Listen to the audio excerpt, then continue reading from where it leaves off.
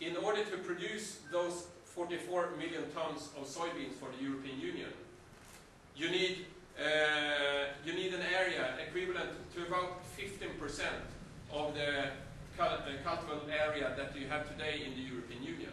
Znači, da bi se proizvela ta količina soje, treba imati 15% obradive zemlje koja je danas dostupna u Europskoj uniji, na području Europske unije. That means 10 million hectares are needed to cultivate those 44 billion soybeans. 10 milijuna hektara je potrebno da ih se uzgoji ta soja. In whole European Union you have 70 million hectares of arable land. U čitavoj Europskoj uniji postoji 70 milijuna hektara obradivog zemljišta. So about 12 to 15% of those that land is actually in Brazil to cultivate soybeans which are exported to feed our animals. Dakle, to je ekvivalent, znači 12% ili 15% europske zemlje u Brazilu koja se, znači, uvozi ta soja da bi se prehranila stoka. That is not a very rational food production. To nije vrlo učinkovita i racionalna proizvodnja hrane. At the end of the year 2006, the Food and Agriculture Organization came with a very important report called Livestock's Long Shadow.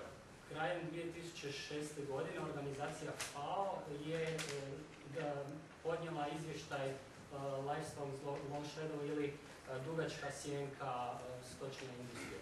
On more than 400 pages, some of Europe's most leading researchers in this field, they investigated the impact of breeding of animals and meat consumption on climate change. Znači, na više od 400 stranica vodeći stručnjaci iz Europske unije su proučavali utjecaj mesne industrije na klimatske promjene.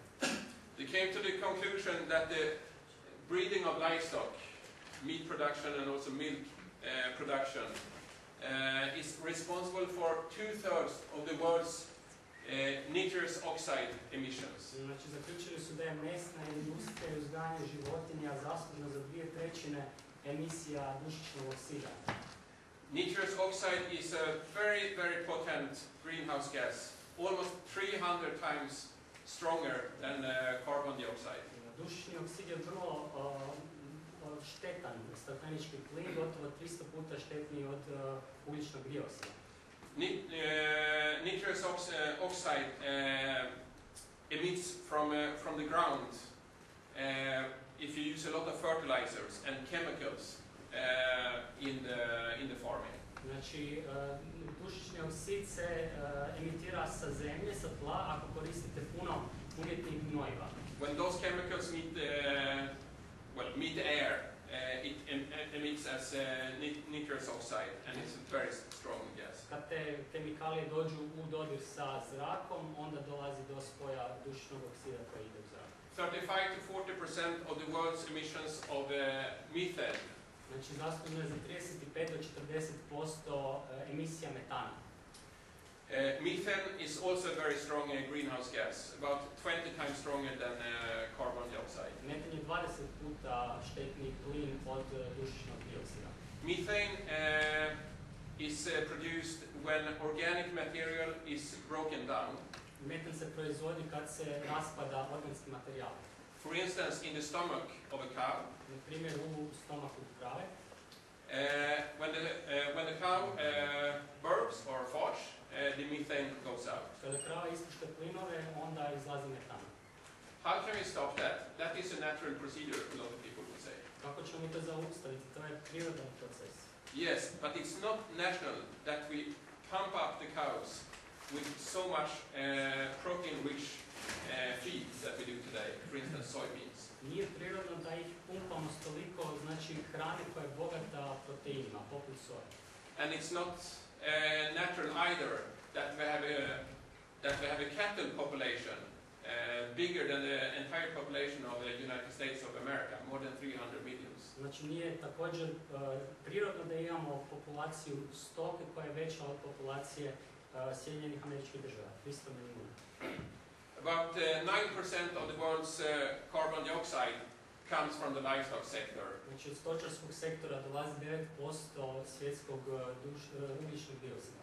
A lot of these emissions comes from when you clear a land in order to cultivate soybeans or other grains to have as animal feed.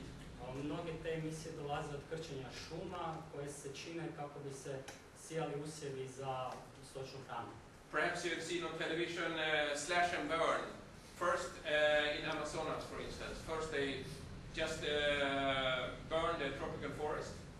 Da, možda ste vidjeli na televiziji u Amazoni, znači tehniku slash and burn, posjeci i zapali. And then they rearrange the soil a bit, and then you can use it either to cultivate grains, or you can just have animals to graze there for a couple of years. Prvo se zapali šuma i onda se malo obradi zemlja ili za ispašu stoke ili za uzgoj soje. If you use it for grazing, usually you can just use it for a couple of years, after which this area you cannot use it anymore because they will basically eat up the roots and everything. And then this area will be not usable for a lot of years in the future. And then you have to clear down new tropical forest. Dakle, ako koristite tu zemlju za ispašu životinja, nakon nekoliko godina ta zemlja će biti totalno neiskoristiva jer životinje pojedu sve uključujući i korijenje i to onda više se ne može koristiti. The tropical forests are also extremely important because they bind the coal, they bind the carbon dioxide. Znači, tropske šume su vrlo važne i obvezuju dušični dioksid, ugljični dioksid. A part of these emissions of carbon dioxide also comes from the huge transport of both meat, of animals, and also of grains from, for instance, South America to Europe. Znači, velik dio tog ugljičnog dioksida dolazi i od transporta tih žitarica i samih životinja iz, recimo, Južne Amerike u Europu. The conclusion of the report, Livestock's Long Shadow, was that the livestock industry is responsible for 18% of the world's total greenhouse gas emissions. Dakle, zaključak izvještaja je da je stočarska industrija zaslužena za 18% svjetske emisije stakleničkih plinova. 18%, that is more than the world's total transport. More than the cars, aviation, ship, lorries, trucks together. Znači 18% je više emisije od čitavog transportnog sektora, svih autiju, kamiona, prikoličara, brodova i aviona, svega. So the livestock sector has a huge impact. Znači stočarska industrija ima velik utjecaj, strašno velik. As I showed you before, the meat consumption continues to increase. Kao što sam vam pokazao prije, potrošnja mesa se nastavlja rasti. That was in total figures. This is in relative figures. Ovo su relativne brojke. According to how many people who lives in respective area. Znači prema broju ljudi u određenom području. What you see in yellow is the meat consumption 40 years ago. What you see in blue is today. Znači žuto je potrošnja mesa prije 40 godina, a plavo je potrošnja mesa danas. Znači po povećanju tih 40 godina. You can see that the meat consumption is increasing worldwide. Možete vidjeti da se širom svijeta povećava potrošnja mesa. But at its fastest rate in China, well, in whole Asia, we can say. Najbrže se širi u čitavoj Aziji. In these countries, they barely consume any meat at all. U ovim zemljama jedva da su ikako meso jeli. Today, the figure looks like this. Well, this is in Spanish. Países desarrollados means developed countries, so that's rich countries. Ovo su današnje brojke, ovaj tu graf je za zemlje prvog svijeta, bogate zemlje. That is us here. Países en desarrollo, that is, well, poor countries. A ovo su siromašne zemlje. So